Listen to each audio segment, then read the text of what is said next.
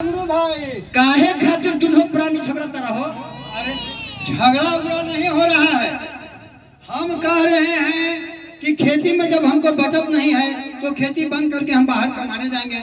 ये कह रही है कि अब बाहर आपको कहीं जाना नहीं है, यही तो झगड़ा है। बाहर नहीं जाएंगे तो हमारा बाल बच्चा का परवरिश चलेगा भाई। खेती में कोई बचत है? अब खेती करते करते तो मर गए, अब कुछ नहीं, खाने भर भी अनाज नहीं होता है, समझे ना? हाँ जरा समझा दीजिए, कहीं मान जाए तो चल जाते हैं। ए भाभी काहे खातिर झगड़ता रू? काहे न झगड़ा करी? खेती में काम नहीं के का ई बंगाल जाके जिद कर नहीं खे ना। ए न एह में तोहार दोष है न इनका दोष है। अगुआ तो के रहे ई चश्मा वाले अंकल रहलन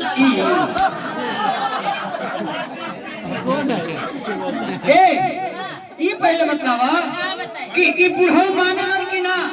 तनिको ना झूठ बोल दारू नहीं के माना। तो नाक के बेसर कहाँ के है? कान के बाली कहाँ के है? गोर के बाल कहाँ के है? हाथ का दंगर कहाँ के है? आई चुम्मा मुम्मा कहाँ बोलावे तरफते हैं आप जी? देखिए भाई, एक बहुत बढ़िया संवाद लेकर हम आए थे, लेकिन दोनों प्राणी के झगड़ा में हम भुला गए। अरे जो उत्कर्मी विद्यालय है ना नगमा, उसमें मुखिया जी बुलाए हैं सब किसान भाई लोग को। उसमें अच्छा बात समझाया जाएगा।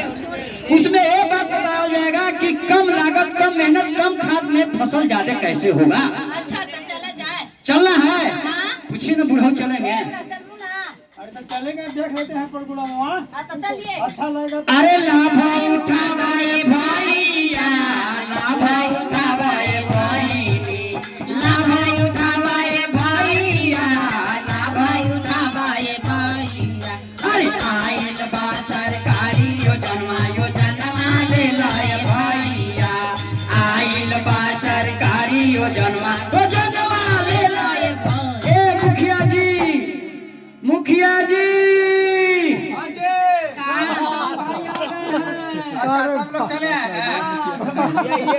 अच्छा भाई प्रणाम भौजी।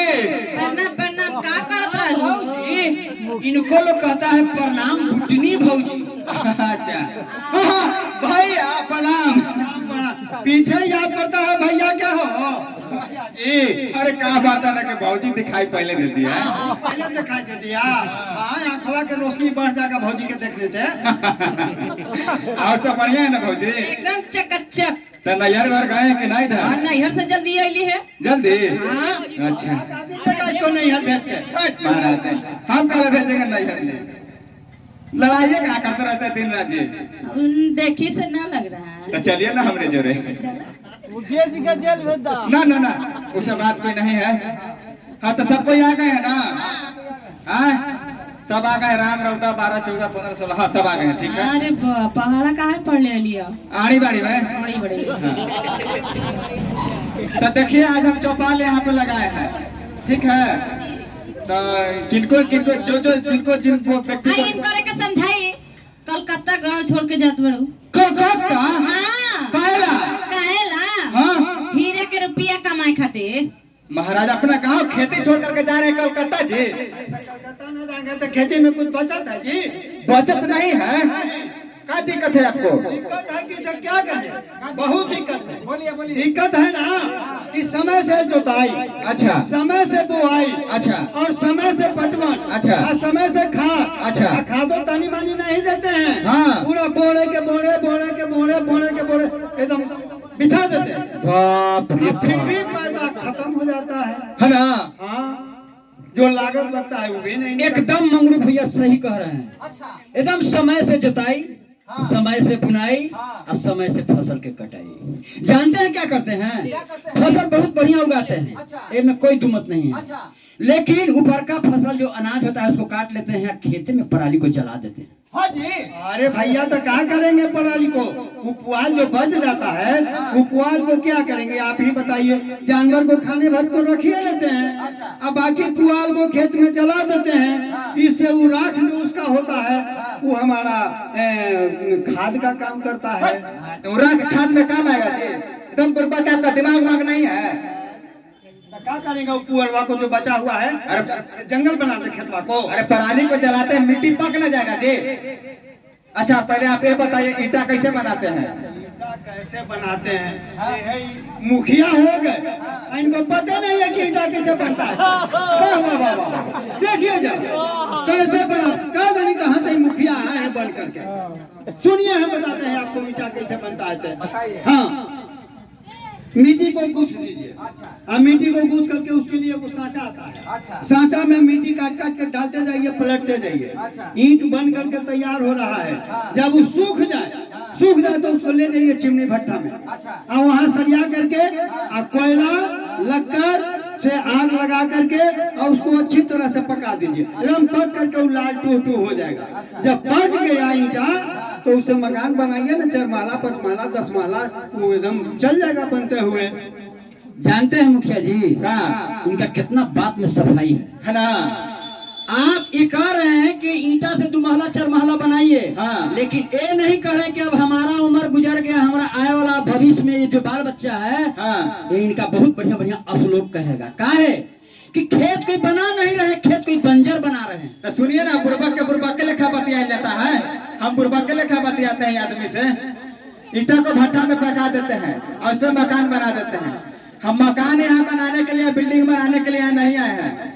वो ईंटा को जब कच्चा मिट्टी को भट्टा में पका देते हैं, अब ईंटवा पर जब पौधा लगाइएगा तो पौधा लगेगा।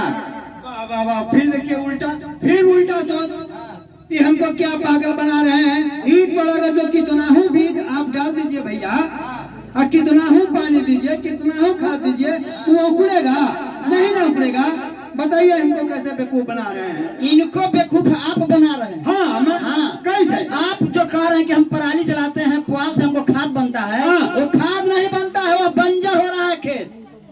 सुनिए वो ईंटा पर तो पौधा नहीं लगेगा।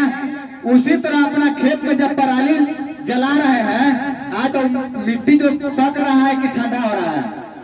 अरे वाह वाह वाह वाह मुखिया जी, ये बात हमको दिमाग में नहीं था कि पराली जलाने से, पुआल जलाने से जिस तरह से ईंटा पक जाता है लकड़ से और कोयला से, उस तरह से पुआल जलाने से हमारा खेत का मिट्टी भी पक रहा है ना।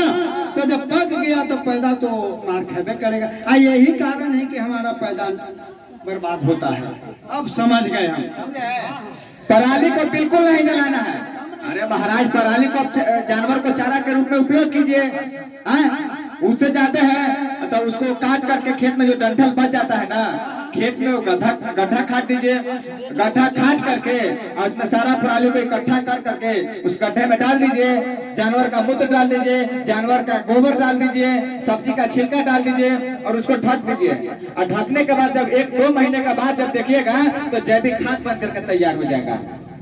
उसी को कहते हैं जैविक खाद। तो जैविक खाद अगर बन जाता है तो हमको कहने का मतलब कि रासायनिक खाद का कोई जरूरत नहीं पड़ेगा, नहीं ना? हाँ, हमारे खेत में 2 प्रकार के कीड़े मकोड़े पाए जाते हैं, पता है आपको? कीड़ा मकोड़ा पाया जाता है।